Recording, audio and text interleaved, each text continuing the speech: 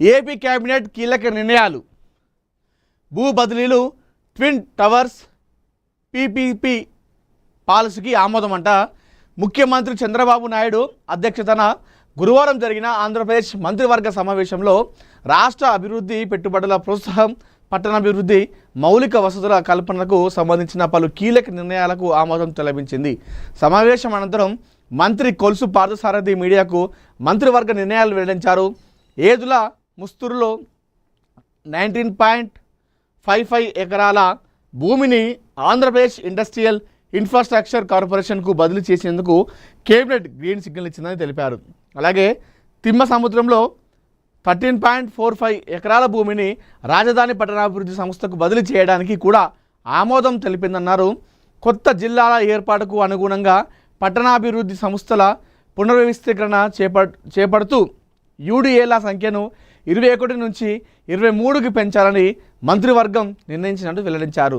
పరిశ్రమల అభివృద్ధికి ఊతమిచ్చేలా కండలేరు నుంచి ఇండస్ట్రియల్ క్లస్టర్కు నీటి సరఫరా ప్రాతిపదనకు ఆమోదం లభించిందని చెప్పారు. విజయవాడ ఆటోనగర్ కాలనీ వాసుల యూడిఎస్ హక్కులను క్రమబద్ధీకరించేందుకు కేబినెట్ నిర్ణయం తీసుకుందని, 400 హౌసింగ్ యూనిట్లకు సంబంధించిన భూ సమస్యకు కూడా పరిష్కారం చూపినట్లు మంత్రి తెలిపారు. రాష్ట్ర వ్యాప్తంగా పెండింగ్లో ఉన్న భూ వివాదాల పరిష్కారంపై ప్రత్యేక దృష్టి సారించాలని ముఖ్యమంత్రి అధికారులను ఆదేశించినట్లు వెల్లడించారు. అమరావతి అభివృద్ధిలో భాగంగా ప్రతిష్టాత్మక అమరావతి ప్రాజెక్టుకు సవరించిన టెండర్లను మంత్రివర్గం ఆమోదించిందని, ఎత్తైన నిర్మాణంగా దీనిని అభివృద్ధి చేసేందుకు ప్రత్యేక ప్రోత్సాహకాలు కల్పించాలని నిర్ణయించినట్టు చెప్పారు.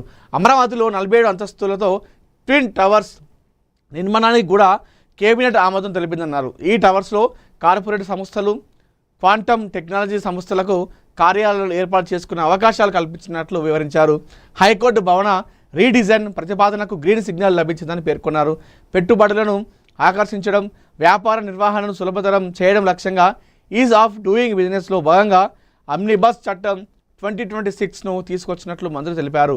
పెట్టుబడులకు అడ్డంకిగా ఉన్న నిబంధనలను తొలగించి పారిశ్రామిక వృద్ధికి అనుకూల వాతావరణం కల్పించడమే ఈ చట్టం ప్రధాన ఉద్దేశమని చెప్పారు. అలాగే AP public private partnership policy 2026కు మంత్రివర్గం ఆమోదం తెలిపిందని, పీపీపీ ప్రాజెక్టులకు 1500 కోట్ల వైబిలిటీ గ్యాప్ ఫండింగ్ ఏర్పాటు చేయాలని నిర్ణయించినట్లు వెల్లడించారు. భారీ పెట్టుబడులను రాష్ట్రానికి రప్పించడమే కొత్త పాలసీ లక్ష్యమని స్పష్టం చేశారు. కుప్పం గ్రీన్ఫీల్డ్ విమానాశ్రయం భూసేకరణలో డీఫామ్ లేని సాగుదలకు ఎకరాకు 12.44 లక్షల ప్రత్యేక పరిహారం చెల్లించేందుకు కేబినెట్ అంగీకారం తెలిపిందన్నారు. అలాగే మోతరగ ప్రాంతంలో 2344 ఎకరాల్లో ల్యాండ్ పూలింగ్ చేపట్టేందుకు ఆమోదం లభించిందని తెలిపారు.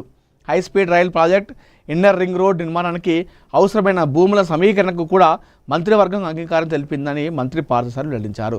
మొత్తానికైతే హైదరాబాద్ని సైబరాబాద్ చేసి ఈరోజు భారతదేశంలోనే హైదరాబాద్కు ఒక కీర్తి ప్రతిష్ట తీసుకురావడంలో చంద్రబాబు పాత్ర మర్చిపోలేనిది. ఇది ఎవరు ఒప్పుకున్నా ఒప్పుకోకపోయినా ఇది నిజం.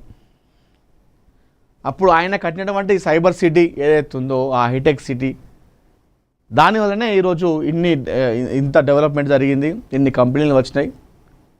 ప్రపంచ పటంలోనే హైదరాబాద్కు ఒక గుర్తింపు అయితే వచ్చిందని చెప్పుకోవాలి. ఆ తర్వాత వచ్చినటువంటి నాయకులు కూడా దాన్ని కొనసాగించారు.